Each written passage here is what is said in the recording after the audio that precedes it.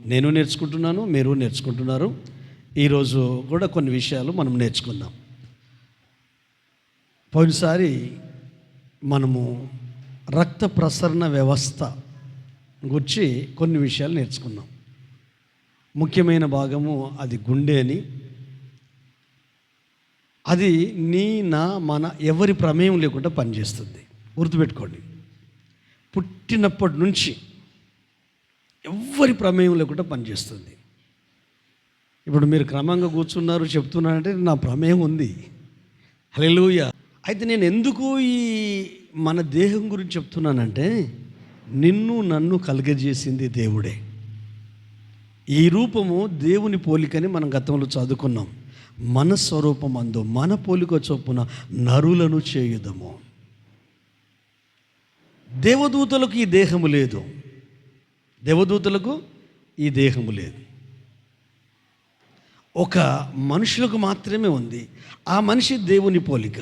యేసుప్రభు తమ్ముడు అంటాడు, ఈ నాలుకతోనే దేవుని పోలికగా పుట్టిన మనిషిని శపిస్తాము, ఈ నాలుకతోనే తండ్రి అయిన దేవుణ్ణి స్తుతిస్తామంటాడు.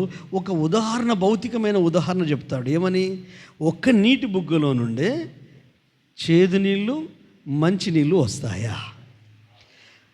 ఆత్మీయమైన విషయాలు అర్థం కావాలంటే భౌతికమైన విషయం అర్థం కావాలి.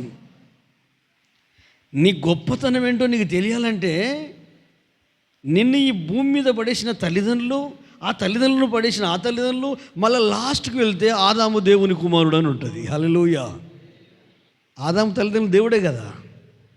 అంటే తండ్రి పోలికలోనే ఆదాము ఉన్నాడు, ఆ పోలికలోనే మనం ఉన్నాము. ఇప్పుడు మనము మన పిల్లలంతా దేవుని పోలికే.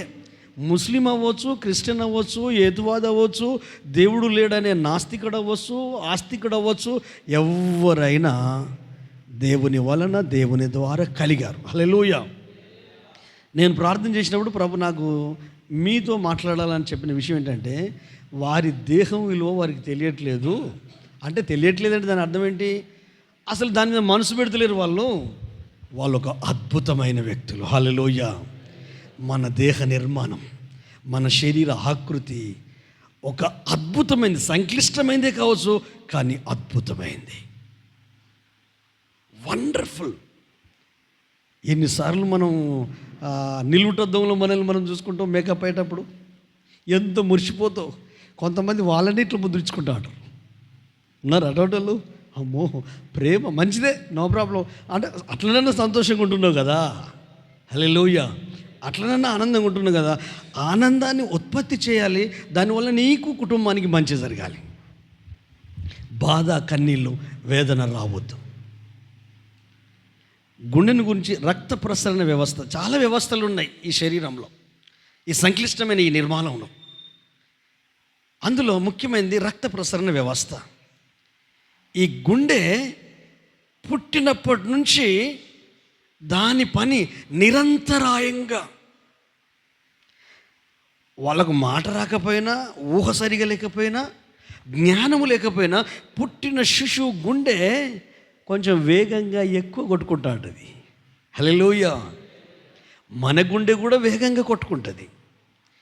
ఈ గుండె బ్లడ్ను పంపింగ్ చేస్తూ ఉంటాడు. చెడు మంచి వేరు చేసి పంపింగ్ చేస్తూ ఉంటుంది.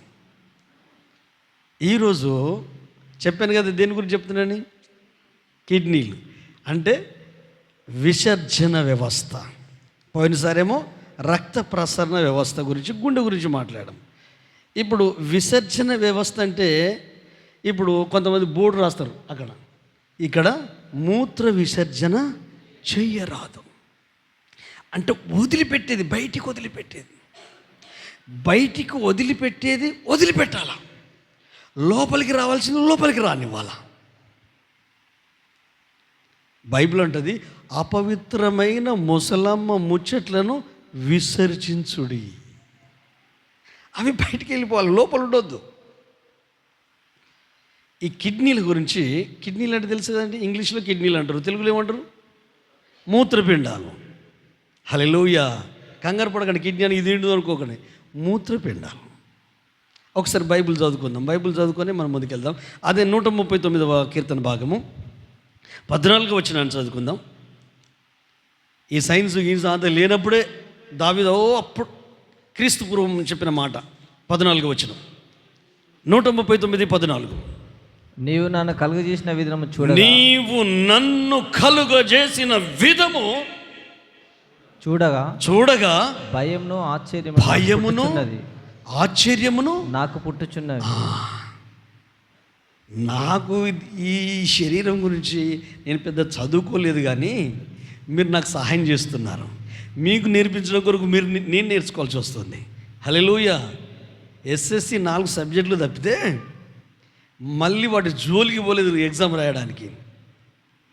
సందర్భం వచ్చినా చెప్తాను, మీరు బాధపడద్దు. అవి మాకు తెలుసు కదా, ఇవాళ కొత్తలు ఉన్నారు వాళ్ళకి అర్థమవుతుంది కదా. ఉన్న క్వశ్చన్ పేపరే రాశారు, అంతే, వేరే ఏం లేదు. ఎట్లా పాస్ అయ్యానో తెలియదు. ఆయన ఏ డ్రెస్సులు ఉన్నాడో, భార్యతో గొడవైందో, పిల్లలతో గొడవైందో, అది ఇద్దే టీచర్కు దాన్ని బాగా చేసేసాడు. కొన్నిసార్లు మంచి వాళ్ళు కూడా ఫెయిల్ అయ్యే అవకాశం ఉంటుంది. కానీ నేను ఏం రాయకపోయినా 2 పాస్ అయ్యానంటే అది మళ్ళీ హిందీ ఇంగ్లీష్. కాబట్టి నేను ఏం చేశానంటే, ఎట్లా గూగుల్ తల్లి ఉన్నది, కొంతమంది తెలిసిన వాళ్ళను, డాక్టర్లను, కొంచెం డాక్టర్ ఫీల్డ్లో ఉన్న వాళ్ళను, నాకు తెలియని విషయం నేను తెలుసుకున్న తర్వాతనే చెప్పడానికి ప్రయత్నం చేస్తాను. హల్లెలూయా. ఈ దేహం గురించి బైబిల్లో చాలా చోట్ల ఉంది.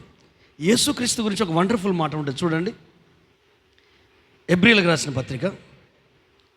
నేను వెతుకుతా అంట, బైబిల్ ఎక్కడెక్కడ ఉందని వెతుకుతూ ఉంటా అంట. ఇది ఒకటి నేను చర్చింగ్ చేస్తా అంట. మనం ఏదన్నా గూగుల్ తల్లి దగ్గరికి పోయి ఏదో చర్చింగ్ చేస్తే అది వెతికి మనకి ఇస్తే చూడు సమాచారం, అట్లా వెతుకుతా అంట. బైబిల్లో వెతుకుతా నేను. 10వ అధ్యాయము 5 నుండి 9 వచనాలు చదువుకుందాం. చాలా ప్రేయర్ఫుల్గా ఉండాలి. ఇది అర్థమైతేనే మళ్ళీ మీ జీవితం ఏంటో మీకు అర్థమవుతుంది. కాబట్టి ఆయన ఈ లోకమందు ప్రవేశించినప్పుడు వెరీ గుడ్ ఇలాగూ చెప్పుచున్నాడు. అవును, బలియు అర్పణయు నీవు కోరలేదు గాని నాకు ఒక శరీరమును అమర్చితివి. పూర్ణ హోమములను పాప పరిహార్థ బలులను నీకు ఇష్టమైనవి కావు. అప్పుడు నేను గ్రంథపు చుట్టూ నన్ను గురించి వ్రాయబడిన ప్రకారం, దేవా నీ చిత్తము నెరవేర్చుటకు ఇదిగో నేను వచ్చి ఉన్నానంటివి. బలు అర్పణలు హోమములు పాప పరిహార్థ 9 అయిపోయింది తమ్ముడు, 9 వరకు చదివి ఆపేయి. పాప పరిహార్థ బలను నీవు కోరలేదనియు అవి నీకు ఇష్టమైనవి కావనియు పైన చెప్పబడిన తర్వాత, ఆయన నీ చిత్తం నెరవేర్చుటకు ఇదిగో నేను వచ్చి ఉన్నానని చెప్పుచున్నాడు. ఇవన్నీ ధర్మశాస్త్రం చొప్పున అర్పింపబడుచున్నవి. హల్లెలూయా. సరే, ఇప్పుడు యేసు ప్రభు ఈ లోకంలో జన్మించాడు. ఆయన సేవలకు వెళ్ళినప్పుడు ఆయన ధర్మశాస్త్ర గ్రంథంలో రాయబడినట్టు ఏమంటుంది తెలుసా? దేవా, బలులు అర్పణలు నువ్వు కోరుకోలేదు, కానీ నాకు ఒక శరీరాన్ని అమర్చావు. ఎందుకు అమర్చాడు శరీరాన్ని? ఇప్పుడు చెప్పండి. దేవుని చిత్తము నెరవేర్చడానికి, దేవుని ఇష్టాన్ని నెరవేర్చడానికి, దేవుని ఆలోచన ప్రకారం జీవించడానికి యేసుక్రీస్తు ఈ భూమి మీదకి వచ్చి జన్మించి 9 నెలలు తల్లి గర్భంలో ఉండి, ఆదాంలాగా డైరెక్ట్ రాలేదు, గర్భంలో ఉండి ఆ తల్లి ప్రేమను అనుభవించి, తన తర్వాత ఆమె యోసేపుతో కాపురం చేస్తే తమ్ములు చెల్లెళ్ళు పుడితే ఆ తమ్ముల ప్రేమ ఏంటో తెలుసు, ఆ చెల్లెల ప్రేమ ఏంటో తెలుసు. ఆ ప్రేమను అనుభవించి ఇంటికి పెద్ద కొడుకుగా ఉండి అన్ని బరువు బాధ్యతలు భరించి అన్ని విషయాలు అర్థం చేసుకొని వెంటనే సేవకు పోలేదు. 30 సంవత్సరాలు వచ్చేంత వరకు తండ్రికి, తల్లికి, కుటుంబానికి తండ్రి తర్వాత తండ్రిలాగా ఉండి అన్ని బాగోగులు చూసుకొని ఎప్పుడైతే బాప్తిసం తీసుకున్నాడో, బాప్తిసం ఇచ్చి యోహాన్ అంటున్నాడు, అయ్యా నేను నీకు బాప్తిసం ఇవ్వడం ఏంటి, నువ్వే నాకు ఇవ్వాలంటే ఇది తండ్రి చిత్తం, నీతి యావత్ ఇలాగో జరగవలసి ఉంది, జరగనిమ్ము. నువ్వైనా నేనైనా పరలోకపు తండ్రి చిత్తానికి లోబడాల్సిందే. అందుకే ఈ శరీరాన్ని ధరించుకొని ఈ భూమి మీదకి వచ్చాను. మహిమ స్వరూపుడైన దేవుడు,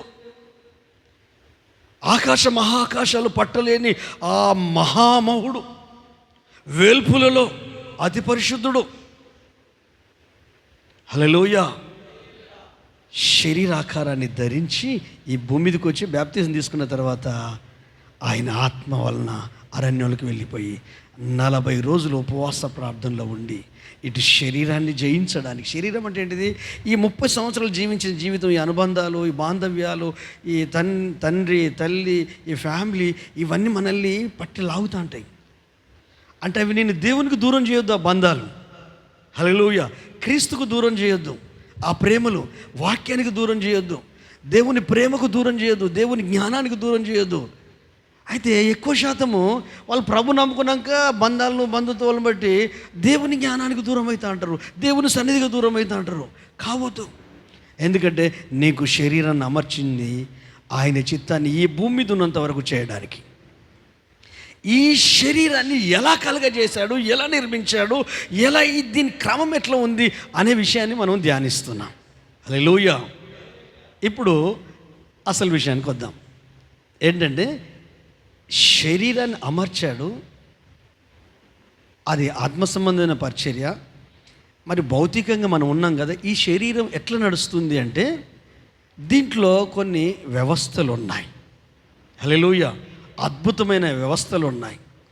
ఈ దేహ నిర్మాణము చాలా సంక్లిష్టమైంది కనుక విసర్జన వ్యవస్థ అనేది చాలా ప్రాముఖ్యమండి. కిడ్నీలు, మూత్రపిండాలు. ఈ మూత్రపిండాలు చిక్కుడు గింజ ఆకారంలో ఉంటాయి. ఎట్లుంటాయి చెప్పండి? మూత్రపిండాలు చిక్కుడు గింజ ఆకారంలో ఉంటాయి.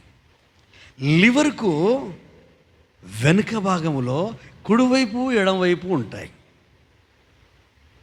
వాటి సైజు ఇంచుమించు 4.5 అంగుళాలు. వాటి బరువు ఒక 170 గ్రాములు వాటి బరువు. అయితే ఎడమవైపు ఉన్న కిడ్నీ కొంచెం పెద్దగా ఉంటుంది, కుడివైపు ఉన్న కిడ్నీ కొంచెం చిన్నగా ఉంటుంది. మూత్రనాళాలు, బ్లాడర్ అంటే మన భాషలో చెప్పండి సంచి, లేకపోతే తిత్తి అంటే మూత్రం అల్లకి వస్తుంది కదా, అది. ఈ కిడ్నీలో ఇవి 2 భాగాలు ఇంపార్టెంట్. అయితే ఈ కిడ్నీ ఎలా పనిచేస్తుంది అంటే దీంట్లో ఈ కిడ్నీ లోపల ఇంచుమించు సూక్ష్మంగా ఉంటాయి నెఫ్రాన్స్, సూక్ష్మంగా ఉంటాయి కణాలు, జీవకణాలు. నిరంతరం శరీరంలో జీవకణాల నిరంతరం జరుగుతూ ఉంటుంది. ఆ నెఫ్రాన్స్ ఏం చేస్తాయంటే రక్తాన్ని శుద్ధి చేసి, ఇంచుమించు అంటే చిన్నగా ఉంటాయి అన్నట్టు, అంటే సూక్ష్మంగా ఉంటాయి. ఈ నెఫ్రాన్స్లో 2 భాగాలు ఉంటాయి, ఒకటి గ్లోమరస్, ఒకటి ట్యూబెల్. ఒకటేమో చెడును తొలగిస్తూ ఉంటుంది, ఒకటేమో శరీరం నుండి, శ్వాస నుండి బాడీకి వచ్చే ఆ వ్యర్థాలన్నిటినీ అది క్లీన్ చేసి బ్లడ్లోకి పంపిస్తూ ఉంటుంది. మిగతా వాటిని నాణాల ద్వారా, మూత్ర నాణాల ద్వారా బ్లాడర్లోకి పంపిస్తూ ఉంటుంది. దాన్నే యూరిన్ అంటారు. ఇంచుమించు ఒక రోజుకు 1.5 లీటర్ మూత్రం తయారయ్యింది బాడీలో. ఈ కిడ్నీలు గుండె కంటే, మెదడు కంటే ఈ కిడ్నీలే రక్త శుద్ధీకరణ కేంద్రం. కిడ్నీలు అంటే మొత్తం రక్తాన్ని శుద్ధి చేస్తాయి. గుండెమో చెడు రక్తము, మంచి రక్తం వేరు చేస్తుంది, వేరు చేసే పనే. కానీ శుద్ధి చేసే పని, అన్ని రకాలుగా శుద్ధి చేసే పని కిడ్నీలే. ఇంకా మీకు అర్థమయ్యే భాషలు చెప్పాలంటే ఇక్కడ రైస్ మిల్ ఉంది కదండి, ఉంది కదా రైస్ మిల్. మనం రైస్ తీసుకుపోతాం, అది ఎట్లా బయటకు వస్తుంది? రైసా ఓట్లా తీసుకుపోయి వడ్లు, మరి ఎట్లా ఉంటాను,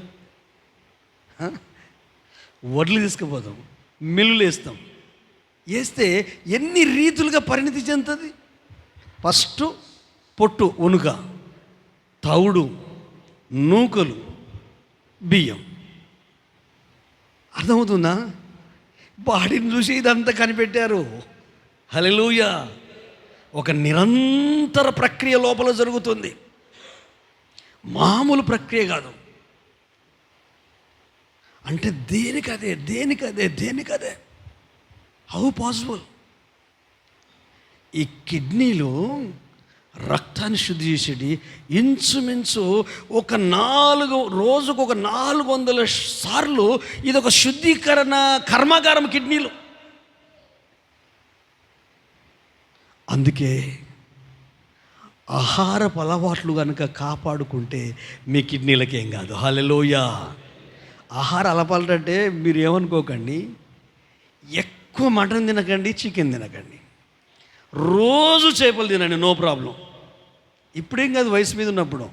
వయసు పైబడిపోతే మాత్రం ప్రాబ్లం అవుతుంది. ఇక్కడ ఉడుకు రక్తం ఉన్న వాళ్ళకు ఏం కాదు. దీంట్లో గ్లోమరస్ క్షీర ఆమ్లాలు నీటి నిల్వలను నియంత్రిస్తాయి. దేని కాదే, వాటర్. ఇప్పుడు ఈ బండ దీన్ని చేసినప్పుడు మేము చూస్తే ఆ మిషన్తో చేస్తున్నాం. అది ఏం చేసిన వాటర్ తడుపుతున్నారు, అది దిగుతుంది. వాటర్ ఇట్లా పెట్టి ఇట్లా తడుపుతున్నాం. అంటే మన బాడీలో వాటర్ ఉంటుంది కదా, లాలాజలం ఉంటుంది కదా, ఆమ్లం ఉంటుంది కదా, అవన్నిటినీ ఈ గ్లోమరస్ ట్యూబెల్ ఇవి విడివిడిగా వాటి పని చేస్తూ ఉంటాయి. ఎందుకంటే నెప్రాన్స్లో ఇవి ఉంటాయి అన్నీ. అంటే చిన్న కేటగిరీస్ ఎట్లయితే శరీరంలో కళ్ళు, చెవులు ఇట్లుంటాయో, ఆ కిడ్నీలలో కొన్ని సూక్ష్మమైన ఇవి ఉన్నాయి. అవి వర్క్ చేస్తున్నాయి, ఎర్ర రక్త కణాలను ఉత్పత్తి చేస్తాయి. డి విటమిన్స్, మినరల్స్ ఉత్పత్తి చేస్తాయి. అనవసరమైన చెదారాన్ని ఈ ద్రవరూపకంగా ఈ మూత్రనాళాలకు పంపిస్తుంది. అందుకని మీరు చూడండి, మనందరికీ తెలుసు, కొన్ని విషయాలు చెప్పినప్పుడు వీళ్ళు ఏమనుకుంటారు, వాళ్ళు ఏమనుకుంటారు చూడొద్దు. ఎందుకంటే మూత్రం ఎంత బ్యాడ్ స్మెల్ వస్తుందండి, ఎంత బ్యాడ్ స్మెల్ వస్తుంది అంటే అంత వ్యర్థం లోపంచి బయటికి వెళ్ళిపోతుంది. మన మూత్రమే, కంగారు పడకండి. హల్లెలూయా. నేను ఎందుకు ఈ విషయాలు చెప్తున్నాను? కిడ్నీలను జాగ్రత్తగా కాపాడుకోవాలి. ఆహార అలవాట్లు మార్చుకోండి. ఇప్పుడు ఈ ఫోన్ వచ్చిన దగ్గర నుంచి నేను కారాబార్ గురించి చెప్పాను. ఏది కడారిగూడెం కారాబార్ గురించి మీకు ఐడియా ఉందో లేదో. 8 గంటలకే ఫోన్ చేసి మేము పడుకుంటున్నాం, ప్రార్థన చేయండి పాస్టర్ గారు అంటున్నాం. అంటే 8 గంటలకే, అవును 8 గంటలకే పడుకుంటాం. మళ్ళీ ఎప్పుడు లేస్తారు? 4 గంటలకు లేస్తారు. ఆరోగ్యం దెబ్బతినడానికి కారణం ఏంటంటే నిద్రపోవలసిన సమయంలో నిద్రపోకుండా, నిద్ర రాని సమయంలో నిద్రను రప్పించుకొని పడుకోవడానికి మెయిన్ రీజన్ సెల్ ఫోన్. నిజంగా మీరు ఆత్మీయులైనా జ్ఞానవంతులైనా మిమ్మల్ని మీరు ప్రేమించుకునే వ్యక్తులైతే 9 లేక 10 దాటితే ఫోన్ జోలికి వెళ్ళకండి. ఫోన్ స్విచ్ ఆఫ్ చేసి పెట్టండి. కుయ్ అని మెసేజ్లు వస్తాంటాయి, లొల్లి పెడతాంటే అది నిద్రపోలేదు. మళ్ళీ ఏంటి మొలబడ. ఎంత దరిద్రం, తెలివి తక్కువలమండి.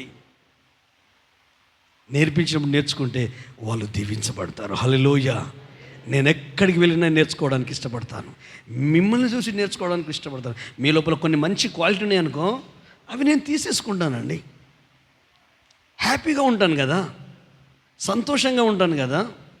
సంతోషమే కదా ఆరోగ్యానికి కారణం, బాధే కదా రోగానికి కారణం. నేను మిమ్మల్ని అందరినీ ముక్కుసూటిగా ఒక ప్రశ్న ఇస్తున్నా. మీరు ఆరోగ్యానికి డబ్బులు ఎక్కువ ఖర్చు పెడుతున్నారా, అనారోగ్యానికి డబ్బులు ఎక్కువ ఖర్చు పెడుతున్నారా? అరే దరిద్రం అనిపించింది నాకు.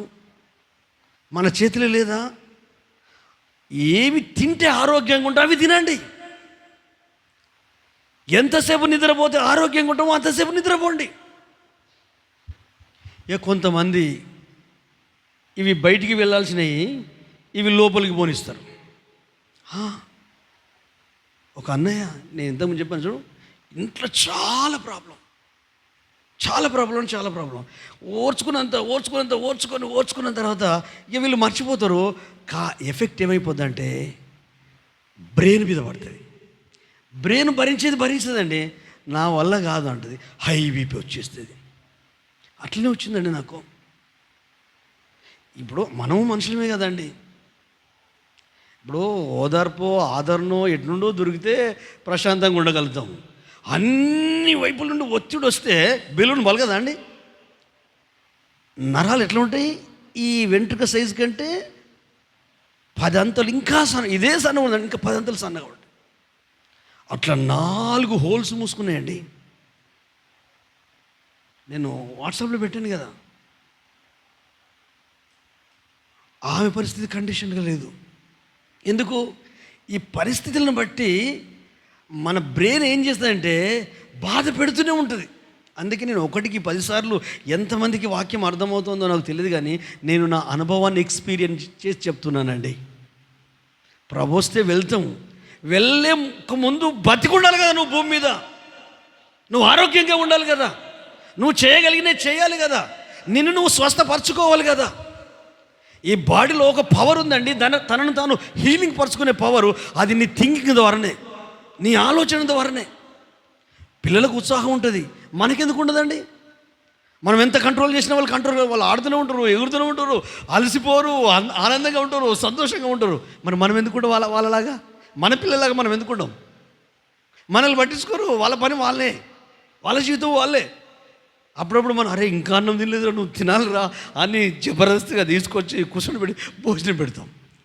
వాళ్ళలాగా మనం ఎందుకు ఉండలేకపోతున్నాం అంటే అనేక విషయాలు, విసర్జించవలసిన విషయాలు, వదిలేయాల్సిన విషయాలు అవి మనసు మీదకి తెచ్చుకొని ఆ మనసు భరించగలేకపోతే అది గుండె మీదకి వస్తే ఆ గుండె పంపింగ్ వేగం అయిపోతే ఆ వేగం ఎప్పటికీ పోయేంత సాధారణంగా పంపింగ్ జరగక అది ఎక్కువ జరగడం వల్ల బ్లస్ట్ అవుతుంది,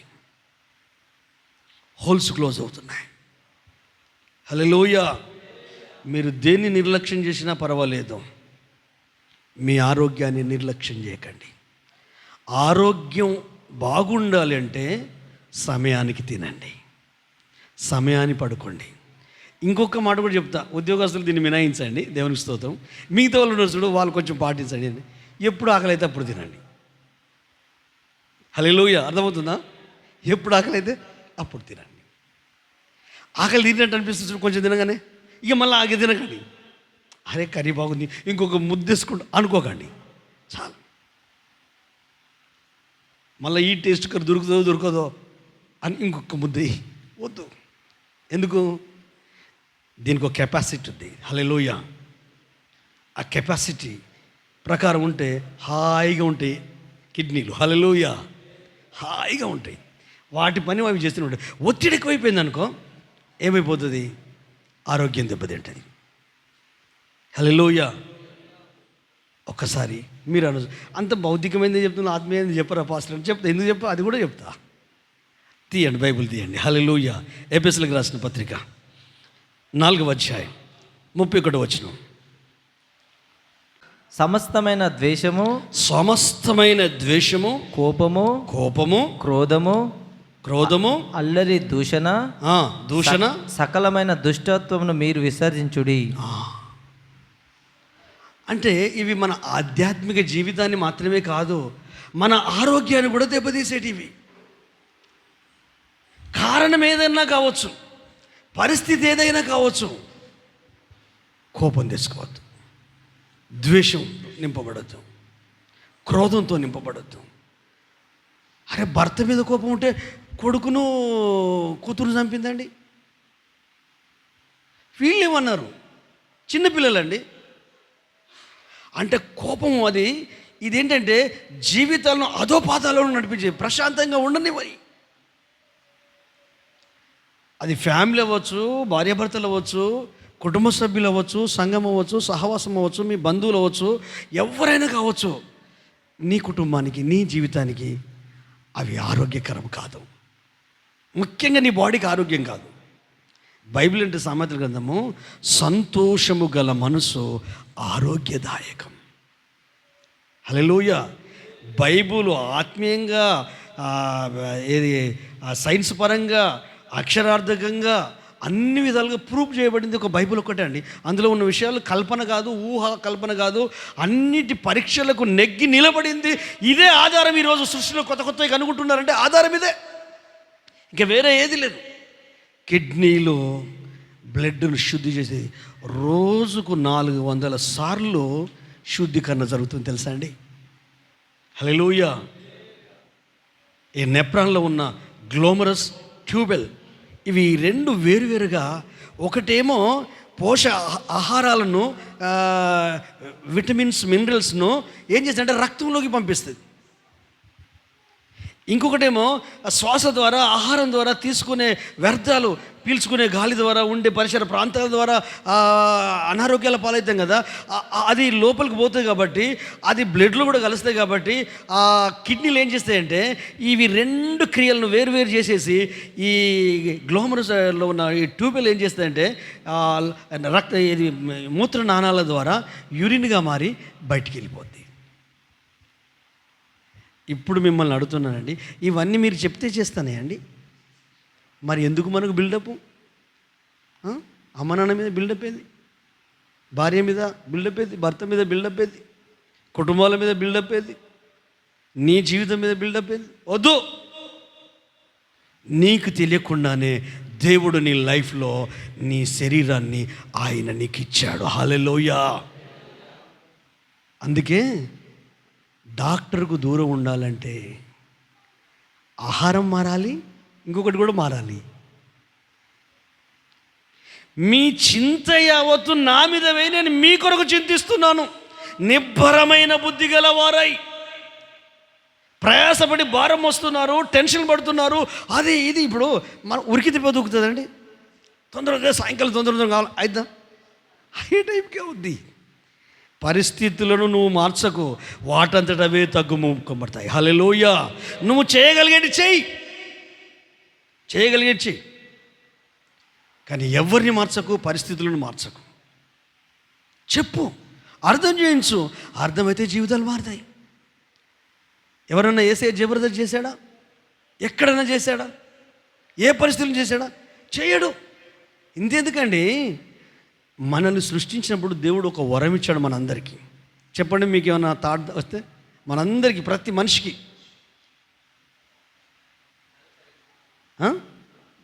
చేద్దాం. ఇప్పుడు తప్పు చెప్పినా నష్టం ఏం లేదు, కొంచెం బ్రెయిన్ అన్న పని చేస్తానంటే కదా. ఫ్రీ విల్, స్వేచ్ఛ. హల్లెలూయా. గాడ్ గిఫ్ట్ అది. హల్లెలూయా. పౌలు ఏమంటాడు? స్వాతంత్రాన్ని ఇచ్చాడని దుష్టత్వాన్ని కప్పు పెట్టుకోవడం కొరకు ఆ స్వేచ్ఛను వాడుకోను. నీకు స్వేచ్ఛ ఉందని నడి రోడ్డు మీద పోతావా? నీకు స్వేచ్ఛ ఉందని మొన్న ఈ నల్గొండ దగ్గరనే కొన్నాం, డైరెక్ట్ వస్తున్న ట్రైన్కే బండి వేసుకుని పోయాడు. వాళ్ళు ఎవరు చూసి అక్కడున్న ఆ గేట్ మీదకి ఫోన్ చేస్తే పోతే మనోడిని తీసుకొచ్చి జైలు వేసిండు. హల్లెలూయా. స్వేచ్ఛ ఉందని ఇష్టం వచ్చినట్టు మాట్లాడద్దు. స్వేచ్ఛ ఉందని ఏది పడితే అది చేయొద్దు. స్వేచ్ఛ ఉందని నా ఇష్టం, నేను ఇంట్లో జీవిస్తాను, నా బ్రతికింతే అనొద్దు. ఇంకా ముఖ్యంగా యవనస్తులైన పిల్లలు, వీళ్ళకి ఏంటంటే ఉడుకు రక్తం కదా అండి, పిచ్చోళ్ళు, పోరగాళ్ళు. ఎంత పిచ్చోళ్ళు అంటే బతుకున్న తల్లిదండ్రులకు పెట్టె తయారు చేసి కాఫీని అంటారా ఇంగ్లీష్లో దాన్ని? పెట్టె కాఫీ. అయితే పెట్టె తయారు చేసి పెడుతున్నారు, బతుకున్నోడిని తీసుకుపోయి చేస్తున్నారు. ఒక యవనస్తునికి పెళ్లి చేశారు. ఇప్పుడు ఏ తల్లిదండ్రులు ఏం చేస్తారు? నా కొడుకు ప్రయోజకుడు కావాలని ఒక ఉత్తమురాలను చూసి చేశారు. ఆ ఉత్తమురాలను మనం అనుకున్నాం, పెళ్ళి అయిన తర్వాత తెలిసింది ఉత్తమురాలు కాదు, ఆమె వేరే అని. హల్లెలూయా. భర్త ఉండొచ్చు, భార్య ఉండొచ్చు. హల్లెలూయా. కొన్నిసార్లు భర్త మంచివాడు ఉన్నాడు, అమ్మాయి మంచిది అవుతుంది. కొన్నిసార్లు అమ్మాయి మంచిది కాదు, అబ్బాయి మంచివాడు అవుతాడు. హల్లెలూయా. కాబట్టి వీళ్ళిద్దరూ, ఈ భార్యాభర్తలు కలిసి ఏం చేస్తారు తెలుసా? ఆయన వయసు భయపడింది, ఇక మనం అవి సాకిరి చేయలేం కాబట్టి పాపం కోడలు మంచి కోడలు పాపం. ఎందుకంటే ఏమండి ఆయన మీ డాడీ అండి, నువ్వు నోర్మయ్యా, మా డాడీ సంగతి నాకే ఎక్కువ తెలుసు. 83 సంవత్సరాల వయసు వచ్చింది, అన్నీ సంపాదించాడు, కానీ ఏ పని చేయడు.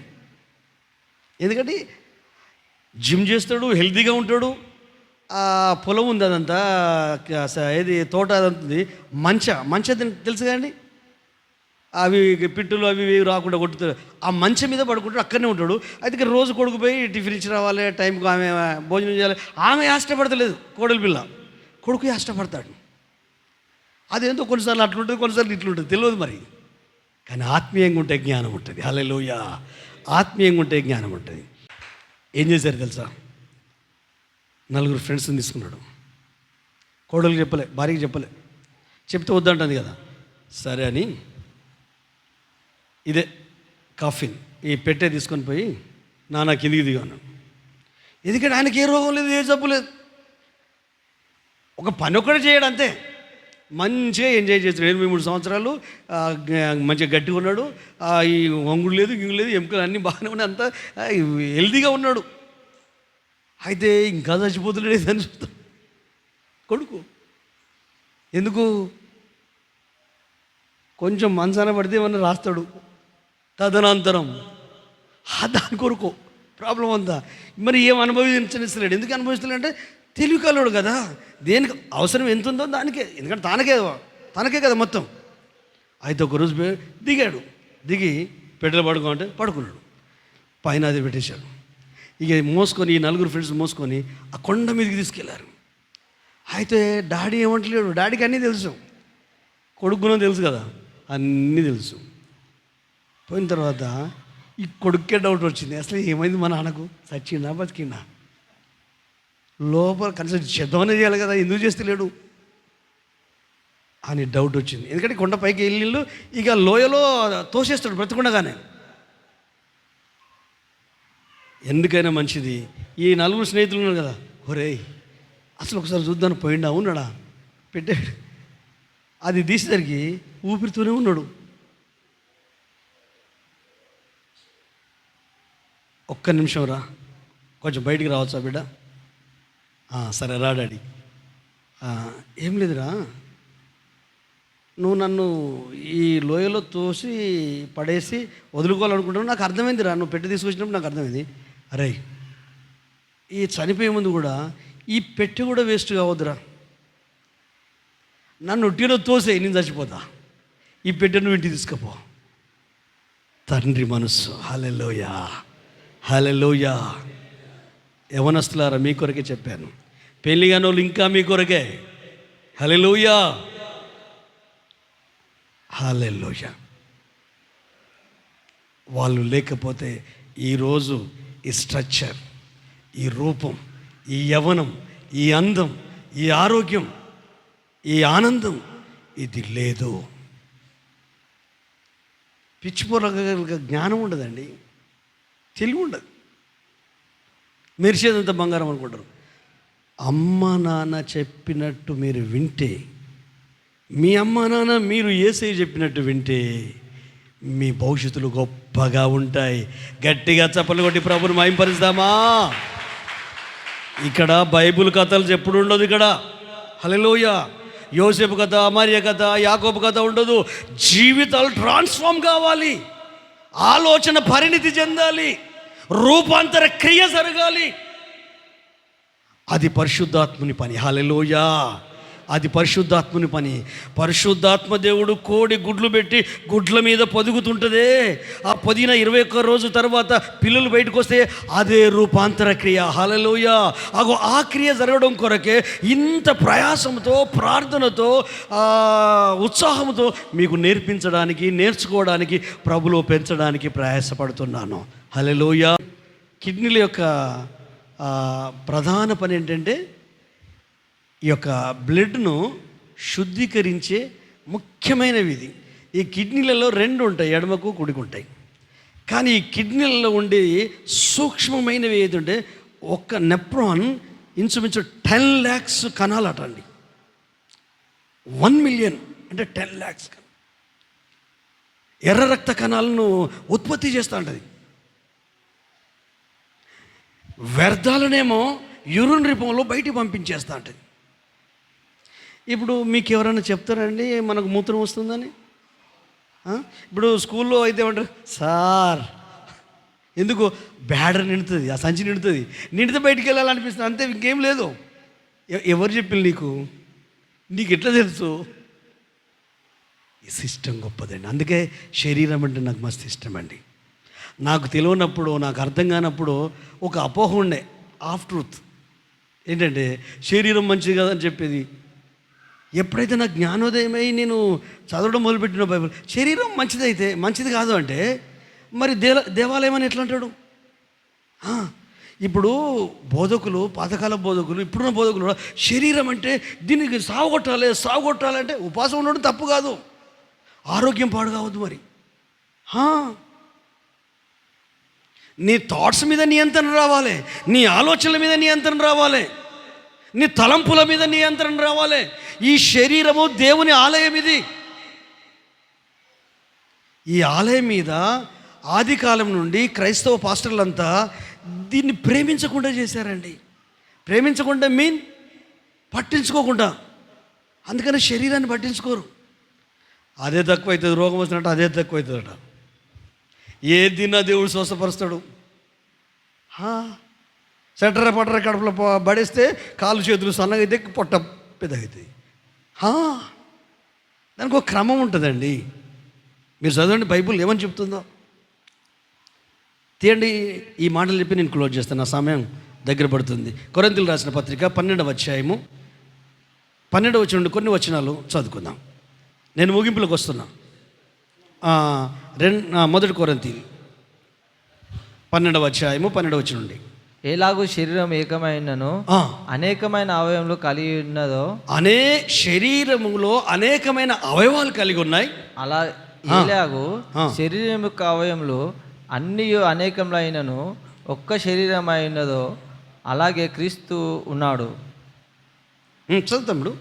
ఏలే అనగా యూదులమైనను గ్రీకు దేశస్థులమైనను దాసులమైనను స్వతంత్రమైన మనమందరం ఒక్క శరీరంలోకి ఒక్క ఆత్మ అందే బాప్తిసం పొందిమి. మనమందరం ఒక్క ఆత్మను పానం చేసిన వారమైతిమి. శరీరం ఒక్కటే అవయముగా ఉండక అనేకమైన అవయములుగా ఉన్నది.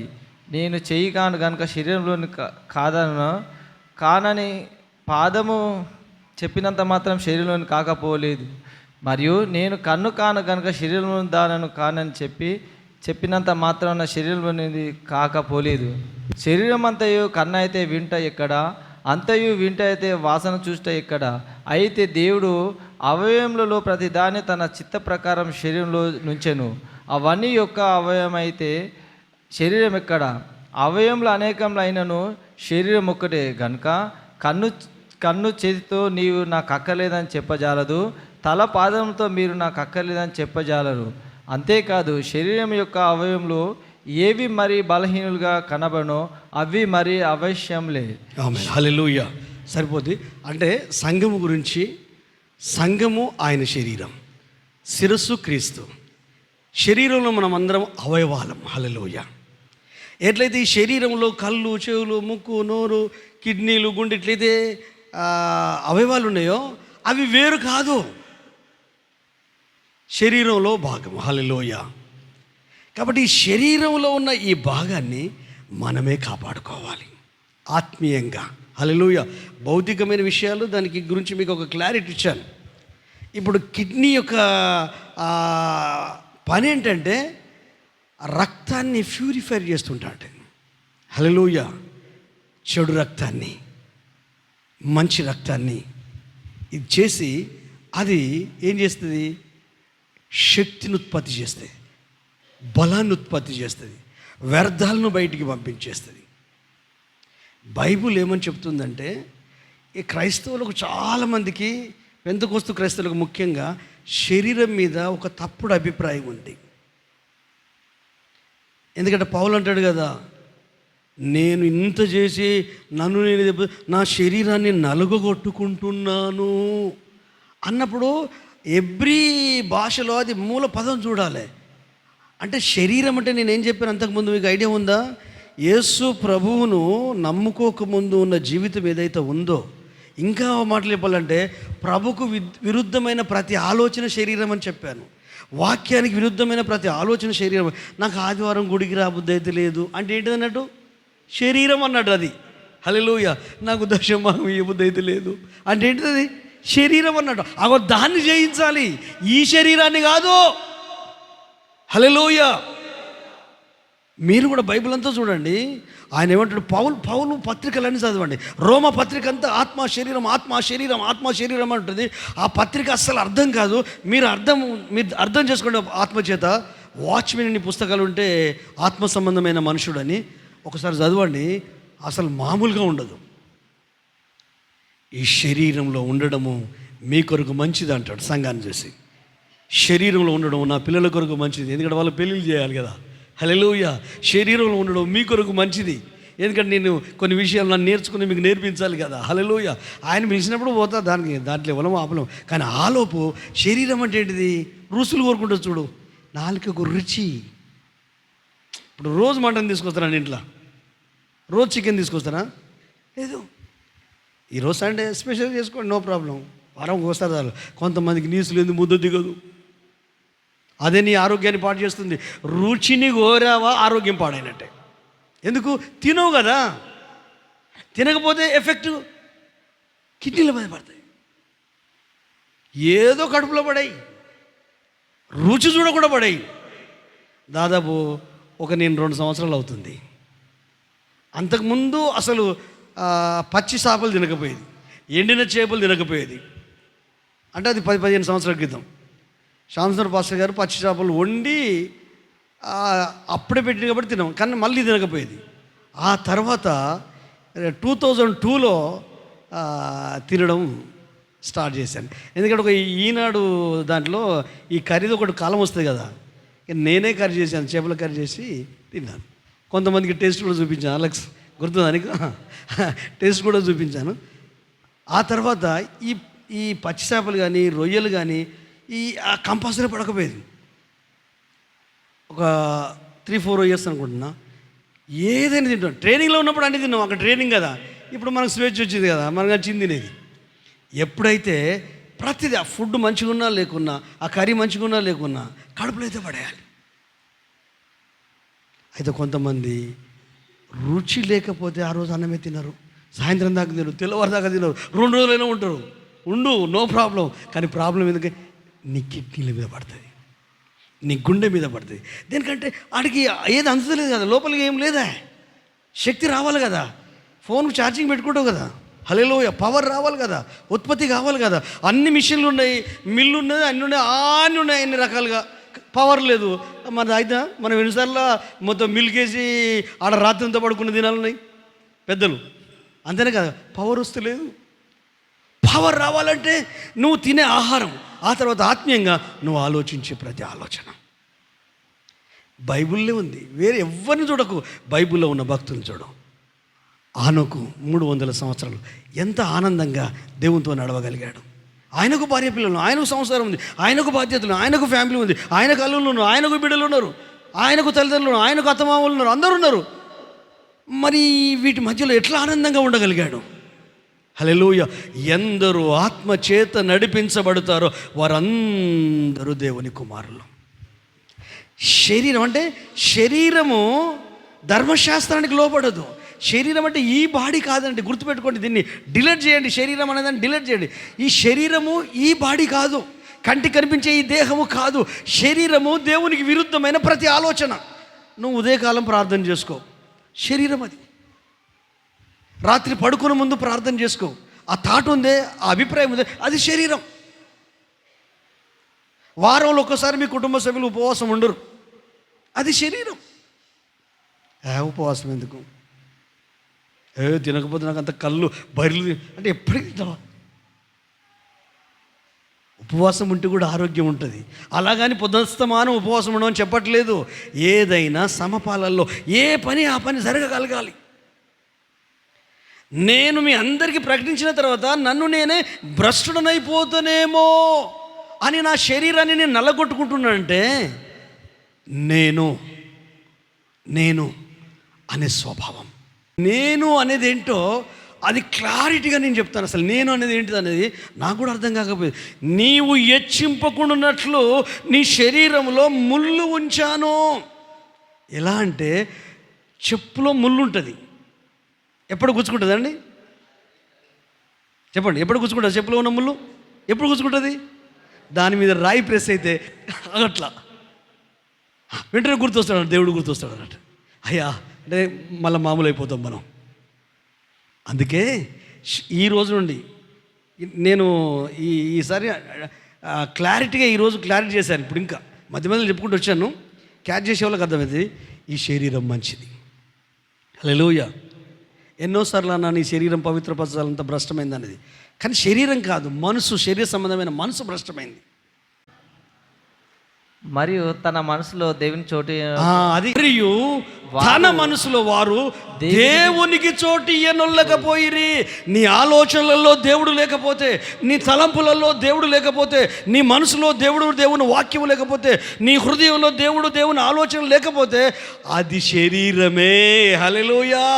అది నీ మీద డామినేట్ చేస్తుంది. అది నిన్ను మోకాళ్ళ మీద ఉండనివ్వదు. అది దేవుని కొరకు నడవనివ్వదు, దేవుని కొరకు జీవించనివ్వదు, సాక్ష్యం చెప్పనివ్వదు, ప్రభు కొరకు జీవించనివ్వదు, ప్రభు కొరకు పనులు చేయనివ్వదు, ప్రభు మార్గంలో నడవనివ్వదు. నేను నేను నేను నేను అనేది అది మనల్ని ఏం చేసిన ఆ మనసే. అందుకే పౌలు ఏమంటాడు, 10 కొరింథీయులకు రాసిన పత్రిక 1 కొరింథీ 10:3 ఉంటుంది, మా యుద్ధోపకరణములు శరీర సంబంధమైన, మేము శరీరదారులమై నడుచుకొనుచున్నాను, మేము శరీర ప్రకారం యుద్ధము చేయము, మా యుద్ధోపకరణములు శరీర సంబంధమే కాదు కానీ దేవుని ఎదుట దుర్గములను పడదోయ జాలినంత బలము గలవై ఉన్నాయి. వితర్కములను, దేవుని జ్ఞానమును అడ్డగించు ప్రతి ఆటంకమును పడదోసి ప్రతి ఆలోచనను క్రీస్తుకు చెరపట్టి. నీకు వచ్చే ప్రతి ఆలోచన యేసే దగ్గర పెట్టుడి అన్నది ఏం లేదు. నీకు ఏ ఆలోచన వచ్చిందో బైబిల్ చదువుకోబుద్ధి లేదు, అది ఆలోచన కదా, అది యేసే దగ్గర పెట్టు. యేసే ఏమంటాడు, ఒరే చదవాలిరా. ఎందుకు చదవాలి? మొదటి కీర్తన చెప్తాయి కదా, దుష్టుల ఆలోచన చొప్పునక, పాపుల మార్గం నిలక, అపవాస్తులు కూర్చుండక యెహోవా ధర్మశాస్త్రం నందు దివారాత్రము ఆనందించి దాన్ని ధ్యానించువారు ధన్యులు. అట్టి వాడు నీటి కాలువ ఎవరు నాటబడినదై ఆకువాడక తన కాలం మందు ఫలమిచ్చి చుట్టూ వాళ్ళు ఉంటాడు. అతడు చేసినదంతా సఫలమైతే. వాక్యం అబద్ధమా? లేఖనాలు అబద్ధమా? ఈ బైబిల్ అబద్ధమా? దేవుని ఆత్మబద్ధమా? దేవుని ఆలోచనలు అబద్ధం? అవన్నీ వాస్తవాలు నీ మనసులో ఎందుకు చొప్పించట్లేదు? నీ హృదయంలో, నీ అభిప్రాయంలో, నీ ప్రవర్తనలో, నీ గుండెలో ఎందుకు చొప్పించట్లేదు? అవి నెప్రాన్ లాంటివి, ఒక సూక్ష్మమైన బలమైనవి అవి. హల్లెలూయా. ఎందుకంటే మినరల్ విటమిన్స్ను, కావాల్సిన పోషకాలను బ్లడ్లోకి పంపించేటివి, ఆత్మలో బలం ఇచ్చేటివి. హల్లెలూయా. మనసుకు ఉత్సాహాన్ని ఇచ్చేటివి, గుండెకు నెమ్మదినిచ్చేది, ధైర్యాన్ని ఇచ్చేది, ప్రశాంతతలోకి నడిపించేది, గలిబిలి లేకుండా చేసేది, ఆందోళన తొలగించేది, ఒత్తిడిని తొలగించేది. లాఫింగ్ థెరపీ తెలుసా అండి మీకు? ఏంటి ఏమనుకుంటున్నారు లాఫింగ్ థెరపీ అంటే? నవ్వడం. మొత్తం ఒక రూమ్ ఉంటుంది, ఆ రూమ్లో పోయి వాళ్ళు నవ్వు రాకుండా అని నవ్వాలట. ఎందుకు? హెల్త్ బాగుండడం కొరకు. ఎందుకంటే వాళ్ళకు నవ్వు వస్తలేదు మరి. అందుకని నవ్వండి, దేవునితో నవ్వే టైంలో నవ్వండి, ప్రార్థించండి, హ్యాపీగా ఉండండి. హల్లెలూయా. సంతోషంగా ఉండండి. ఆయుష్ పొడిగింపబడితే తెలుసా? నేను అనుకుంటున్నాను 100 సంవత్సరాలు బ్రతకాలి, కానీ ఎవరితో సేవ చేయించుకోవద్దు అనుకుంటున్నాను. అనుకోవడం తప్పేం లేదు, ఆయన అనుకున్నంత వరకు ఉంచుతాడు. హల్లెలూయా. వేరేం లేదు, ఆయన కొరకు బ్రతకాలి. హల్లెలూయా. చివరి వరకైనా కుర్చీ మీద కూర్చున్నాను ఏసన్న చనిపోయేదాకా పాట రాస్తూనే ఉన్నాడు. అంతే, ఏముంది? హల్లెలూయా. ఆత్మకు ఆహారము వాక్యమే. హల్లెలూయా. వ్యర్థాలన్నీ విసర్జించాలి. హల్లెలూయా. 4:31 ప్రకారం వాటిని విసర్జించాలి. ఏది డౌన్లోడ్ చేసుకోవాలో ఇది చెప్పి నేను క్లోజ్ చేస్తా. పేతురు రాసిన మొదటి పత్రిక 2వ అధ్యాయము 3 నుంచి కొన్ని వచనాలు చదువుకొని నేను ప్రార్థన చేయబోతున్నాను. చదవండి ఎవరైనా ఒకరు. పేతురు రాసిన మొదటి పత్రిక 2వ అధ్యాయము 1 నుంచి 3 వరకు. ప్రభువు దయాళుడు, మీరు రుచి చూచి ఉన్న ఎడల సమస్తమైన దుష్టత్వమును, సమస్తమైన కపటమును, వేషధారణను, అసూయను, సమస్త దూషణయు మాటలను మాని క్రొత్తగా జన్మించిన శిశువును పోలిన వారై నిర్మలమైన వాక్యమును పాల వలన రక్షణ విషయంలో ఎదురు నిమిత్తము ఆ పాలను అపేక్షించుడి. ఆమేన్. హల్లెలూయా. హల్లెలూయా. హల్లెలూయా. అందరం కలిసి ఈ వాక్య భాగాన్ని మరొకసారి చదువుదాం. అందరం కలిసి నేను కూడా మీతో పాటు చదవడానికి సిద్ధపడుతున్నాను. అందరం కలిసి నువ్వు కూడా చదువుతాము, నువ్వు కూడా మైక్లో చదువు. ప్రభువు దయాళుడని మీరు రుచి చూచిన ఎడల సమస్తమైన దుష్టత్వమును, సమస్తమైన కపటమును, వేషధారణను, అసూయను, సమస్త దూషణ మాటలను మాని క్రొత్తగా జన్మించిన శిశువులను పోలిన వారై నిర్మలమైన వాక్యమును పాల వలన రక్షణ విషయంలో ఎదుగు నిమిత్తము ఆ పాలను అపేక్షించుడి. హల్లెలూయా, హల్లెలూయా. ఇప్పుడు కిడ్నీల గురించి చెప్తే ఇప్పుడు ఈ వాక్యం మనకు అర్థమవుతుంది. హల్లెలూయా, దేవునికి స్తోత్రం. హల్లెలూయా. విచర్జన వ్యవస్థ గురించి చెప్తే అంటే మీరు యెహోవా దయాళుడని ఆయన ప్రేమను రుచి చూశారు కాబట్టి, రుచి చూసిన వ్యక్తి సమస్తమైన దుష్టత్వాన్ని, సమస్తమైన కపటాన్ని, వేషధారను, అసూయను, సమస్త దూషణ మాటలను వదిలిపెడతాడు, విసర్జిస్తాడు. కొత్తగా జన్మించిన శిశువు ఉంటాడు చూడు, కొత్తగా అంటే నూతనంగా జన్మించిన శిశువును పోలి పాలనే వాక్యమును రక్షణలో ఎదుగు నిమిత్తము అపేక్షించుడి. అంటే ఈ ఆదివారం వచ్చే వాక్యము మీరు బైబిల్ చదువుకుంటున్నప్పుడు ఇలాంటి పరిస్థితులు పాలలాగా అపేక్షించాలి.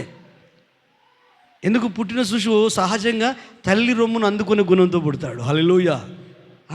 నెప్పలో గిప్పలో పెట్టేస్తారు. ఇప్పుడు తల్లి అందుబాటులో లేదనుకో, పుట్టిన వెంటనే పెదవులు సబ్బపడతాను అంటే అది ఉంది, ఆ బాడీలో ఉంది. హల్లెలూయా. ఆ చిన్న కడుపుకు, ఆ చిన్న పొట్టకే ఆకలి తెచ్చిపోద్ది, ఏడుస్తుంటారు. తల్లి పట్టించుకోకపోయినా ఏడుస్తుంటే పిల్ల ఏడుస్తుంది కాదు, ఆ పాలి అని అంటుంది అత్త, అంతేనా కదా? హల్లెలూయా. తెలుస్తుంది. రండి మనం ప్రార్థన చేసుకుందాం. ప్రభు మనల్ని దీవించునుగాక. హల్లెలూయా, హల్లెలూయా. ఈరోజు మన అంశం ఏంటంటే విసర్జన వ్యవస్థ. మెయిన్ అంశం ఏంటంటే దేవుడు సృష్టించిన దేహ నిర్మాణం. యేసు ప్రభు చెప్పినట్టు, దేవా లోకమందుకు నేను వచ్చినప్పుడు నాకు ఒక శరీరాన్ని నువ్వు అమర్చావు. నీ తల్లిదండ్రుల ద్వారా దేవుడు నీకు ఒక శరీరాన్ని అమర్చాడు ఆయన చిత్తం చేయడానికే. హల్లెలూయా. ఆయన చిత్తం చేయాలంటే ముందు నీ శరీరం ఏ విధంగా పనిచేస్తుందో నీకు తెలియాలి, నీ గుండె ఏ విధంగా పనిచేస్తుందో నీకు తెలియాలి, నీ కిడ్నీలు ఏ విధంగా పనిచేస్తుందో నీకు తెలియాలి, నీ ప్రమేయంలో కూడా జరుగుతుంది తెలుసా? ఇంట్లో భార్యకో భర్తకో పిల్లలకో అరే ఆరాధనరా లెగండ్రా అని ఇట్లా ప్రమేయంతో ఇక్కడ దాకా వచ్చారు మీరు.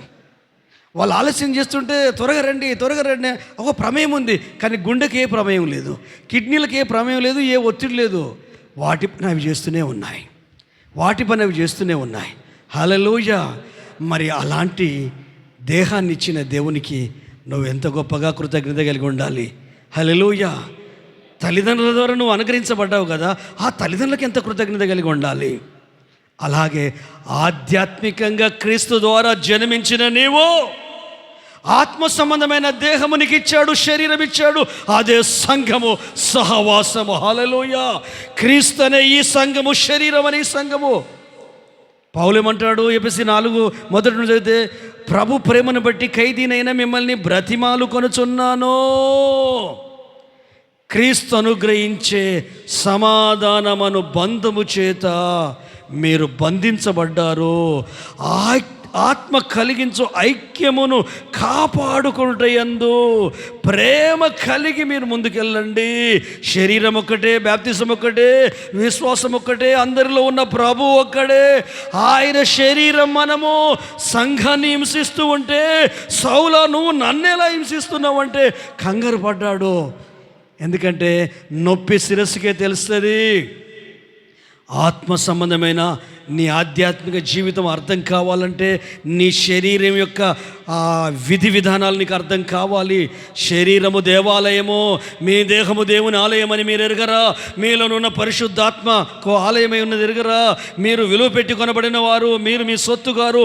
దేవుని సొత్తు దేహముతో దేవుని మహింపరచండి. అంటే మీ కళ్ళు దేవుని మహింపరచాలి. మీ దేహము, మీ గుండె, మీ ఆలోచనలు, మీ తలంపులు, మీ హృదయము, మీ చేతులు, మీ క్రియలు, మీ పనులు, మీ గుణము, మీ స్వభావము అన్నీ యేసునే మహింపరచాలి. అందుకే ఆ చిత్తము చేయడానికే నిన్ను తల్లిదండ్రులకు అనుగ్రహించి రక్షణలోకి తీసుకొచ్చాడు. నీవు జన్మించావు. రక్షణ అనే ప్రాసెస్లో ముందుకెళ్తున్న నీవు నిర్మలమైన మనస్సాక్షిని కలిగి పాలనే వాక్యమనే పాలను అపేక్షించు. ఎందుకంటే నీవు ప్రభువును దయాళుడని రుచి చూడాలి. రుచి ఎవరైతే చూస్తారో వాటన్నిటిని విసర్జిస్తారు. వ్యర్థాలను బయటికి పంపిస్తేనే ఆత్మీయ ఆరోగ్యానికి, ఆత్మీయ శరీరానికి, సంఘానికి, సహవాసానికి, మన ఆత్మీయ వ్యక్తిగత జీవితాలకు ఆరోగ్యము. హల్లెలూయా. కంటికి కనిపించనివి, మనసుకు అర్థం కానివి, హృదయానికి గోచరము కానీ నెప్రాన్స్ ఎన్నో ఉన్నాయి ఆధ్యాత్మికమైన జీవితంలో, ఆధ్యాత్మిక శరీరంలో. అవి అనుభవిస్తేనే తెలుస్తాయి. అవైనా మనకు కిడ్నీలో ఆ సూక్ష్మంగా ఉండే, చాలా సూక్ష్మంగా ఉండే ఆ నెప్రాన్స్లో ఉండే 2 భాగాలు, గ్లోమరస్, ట్యూబెల్, అవి కనబడతాయి. ఈ ట్యూబెల్ అనేది ఒక పెద్దదాన్ని విచ్ఛిన్నం చేస్తుంది. అంటే కడుపులో పెద్దవి ఉంటే చూడండి, మనం తింటే కడుపులోకి పోయి వాటన్నిటిని విచ్ఛిన్నం చేస్తాయి. అవి చిన్నవి కానీ విచ్ఛిన్నం చేసేస్తాయి. ట్యూబెల్ అనేది విచ్ఛిన్నం చేసి గ్లోమరసము, విటమిన్స్, తర్వాత ఆమ్లాలు, ఆహారము ఏదైతే ఎర్ర రక్త కణాలుగా మార్చి బ్లడ్లోకి పంపిస్తాయో ఆ విధంగా నీ ఆత్మీయ జీవితాన్ని అడ్డుకునేది ఏంటి? నీ భౌతిక జీవితంలో నెమ్మది లేకుండా చేసేది ఏంటి? నీ భార్య పిల్లలతో, కుటుంబంతో ఆనందంగా సంతోషంగా ఉండకుండా చేసే పరిస్థితులు ఏంటి? ఇది చాలా కష్టంతో కూడుకున్న పని. కానీ నువ్వు మనసు పెట్టు, పరిశుద్ధాత్మదేవుడు నీకు సహాయం చేస్తాడు. అందుకే ఆత్మకు లోబడితే, ఆత్మ విషయాలకు లోబడితే, ఆత్మ సంబంధులు ఆత్మ విషయాల మీద మనసు వస్తారు, శరీర సంబంధులు శరీర విషయాల మీద మనసిస్తారంటే, శరీరం అంటే దేవుడు లేకుండా ఆలోచించే ప్రతి తాటు, దేవుడు లేకుండా ఆలోచించే ప్రతి తాటు అటువైపు వెళ్ళనివ్వకు, అటువైపు వెళ్ళనుకు. శరీరం అంటే ఈ లోకమే, శరీరం అంటే ఈ లోకంలో ఉన్న పరిస్థితులే, మనుషులే, ఇవన్నీ. అయితే వాళ్ళ గుణాల మీదకి వెళ్ళనీయకు. నేను అనేది అది. వాళ్ళ మనస్తత్వం మీదకి వెళ్ళనీయకు, వాళ్ళ స్థితిగతుల మీదకి వెళ్ళనీయకు, యేసే మీదకి వెళ్ళను. నీ పిల్లలకు ఒకసారి వాళ్ళ మనసు మనకు గుర్తొస్తే బాధ అనిపిస్తుంది, తల్లిదండ్రుల మనసు చూస్తే బాధ అనిపిస్తుంది, కొన్నిసార్లు అత్తమామల మనసు చూస్తే బాధ అనిపిస్తుంది. ఆ మనసు మీదకి వెళ్ళనీయకు. నువ్వు ఆరోగ్యంగా ఉండాలి, నువ్వు ఆనందంగా ఉండాలి. నీకు పిల్లలు ఉన్నారు, నీకు భర్తలు ఉన్నారు, నీకు భార్య ఉంది, నీకు అమ్మనాన్నలు ఉన్నారు, నీకు కుటుంబ సభ్యులు ఉన్నారు, నువ్వు మంచి సంఘంలో సహవాసులు ఉన్నావు, దేవుడు ఉన్నాడు. ఆ వాక్యాన్ని ఆనందంతో ధ్యానించు. హల్లెలూయా.